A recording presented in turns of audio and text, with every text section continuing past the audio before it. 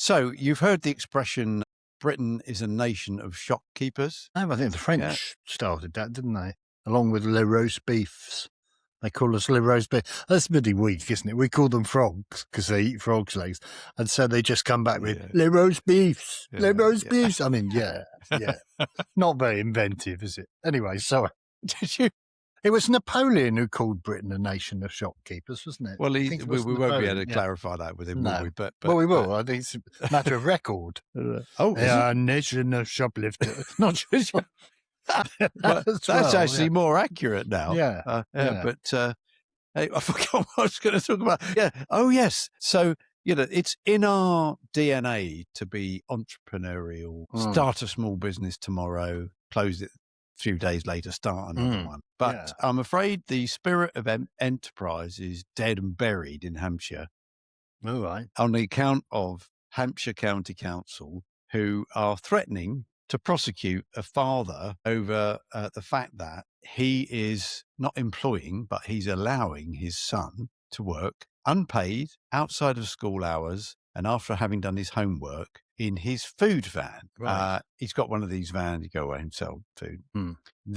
The young lad in question, just a bit of context, is Dexter Ilyarka, I think is the right pronunciation. Right. And his passion is cooking. And in this article, again, credit the Times with it, there's lots of pictures of Dexter, young Dexter, 2 years old, 4 years old, making food. He's absolutely nuts about it. 2 years old? What was he doing at 2 years old then? Well, he was just had a chef's hat on and he's, pretend food. play. I have made this beautiful dish.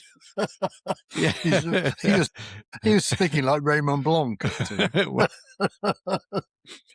Raymond has made this beautiful dish. That and sounded more like Mont Blanc Yeah. than Raymond Blanc.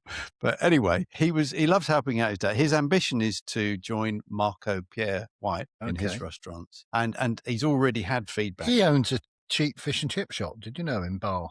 Not cheap. No, not cheap in the sense it's quite expensive to eat there, but he owns a why fish did you say it and was chip shop cheap in then? Bath. Well, in the sense that it's cheaper than going to one of his top notch. He's got a hotel thing called the Bird or something, isn't he? In the outskirts of Bath as well. Okay. He's quite big in Bath. Sorry, go on, carry on.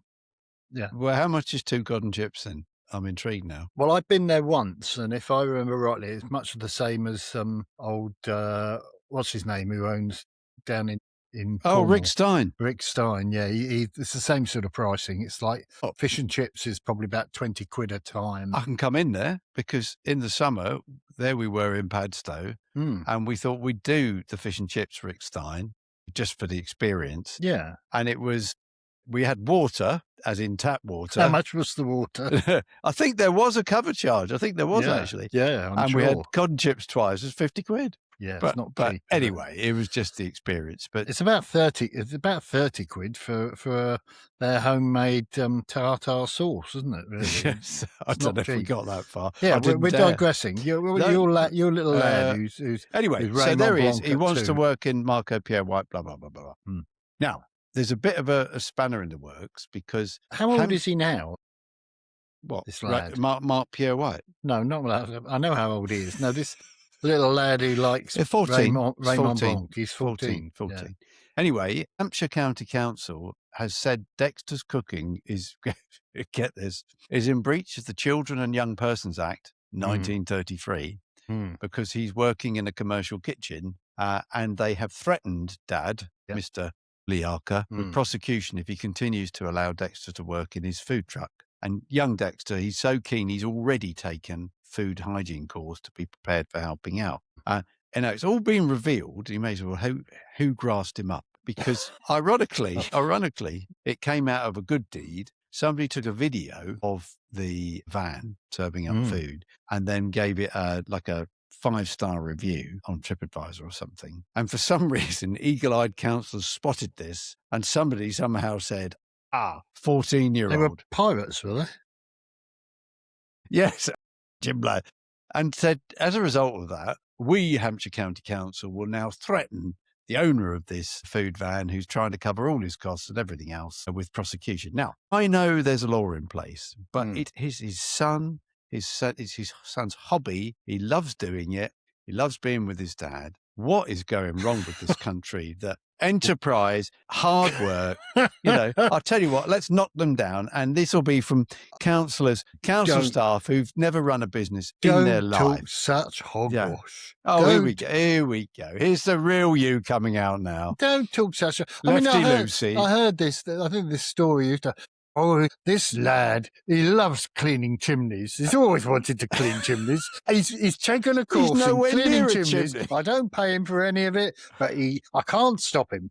He wants to be up other people's chimneys day and night cleaning them. I take the money, of course, but he doesn't want any money. He's perfectly happy doing it. Now, why shouldn't he be allowed to do that rather than doing things like going to school and that type of thing? Perfectly happy to get up those chimneys.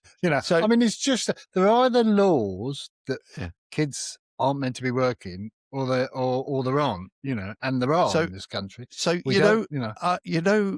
I've got it now. When we have the Summer Olympics at the finish line, they have those ladders where about 8 people. Well, 8 people used to sit to work out who was.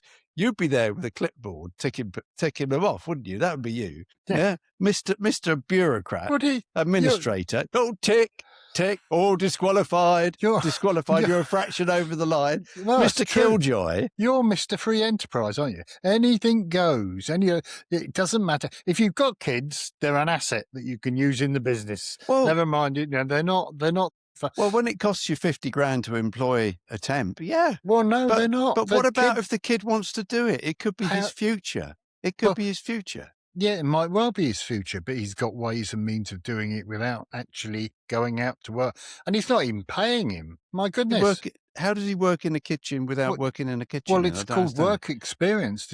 You did that. You went off to a bank, didn't you? When you were anywhere near a bank, knee high in jodhpurs. Honestly, we didn't. When I was at school, we didn't do. They wouldn't let us because of the school we were at. No one wanted us. Nobody. Oh, no. Well, it's been reformed since then, isn't it? Your school.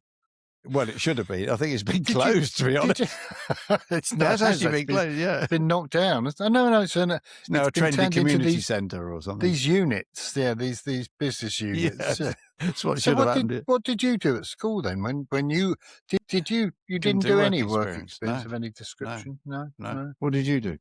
No, we didn't do any either, from my recollection. We had nothing. It wasn't like a thing. That. It wasn't a thing, was it? No. We just had our nose to the grind, studying, revising, swatting up, that sort of stuff. So there you are. You didn't get to go out in a burger van and. Well, Mum and Dad didn't have a burger van, but I would have been doing it in the evening if I could. Do you think?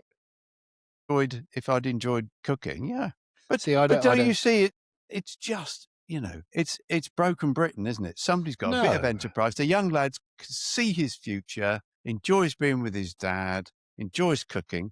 What's wrong with it? Well, where do you draw the line? If you've got kids who are being forced, now you're going to say, "Oh, he's not forced," but there's no way you can coerce children, into doing whatever you want if you're a parent. But he's not being forced. How do you know? Well, it says so. How do you know behind closed doors? I'm not saying you. How do you know behind closed doors his dad's not saying, unless you coming out with the burger van, you're going to sleep in the coal cellar for the next 6 months? Well, how do you know he isn't doing that?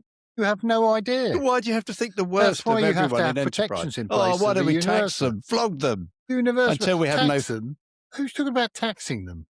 Honestly, it's like having a conversation with communist China. I just think you need to protect the young, and you don't need to allow them to be exploited. This could be. I mean, this guy might be. I'm not saying in this particular instance that he's forcing his son to take part in cooking burgers or whatever they do. It sounds like I'm making an assumption if it's a van that it's burgers or doner kebab. Did you find any information out about that? Do you know what they do or not? No, it didn't have the menu in it, but No. yeah, I think that's the gist. It's street food, isn't it? So Yeah. probably a bit more than that actually. Yeah, because he's got another restaurant.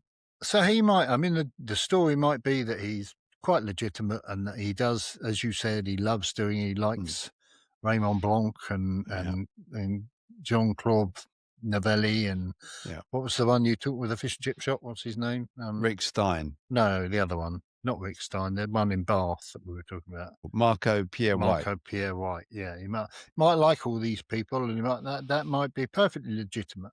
But you either have a law or you don't have a law. Yeah. You can't say, well, he's fine over here because look, he's taking his kids to the.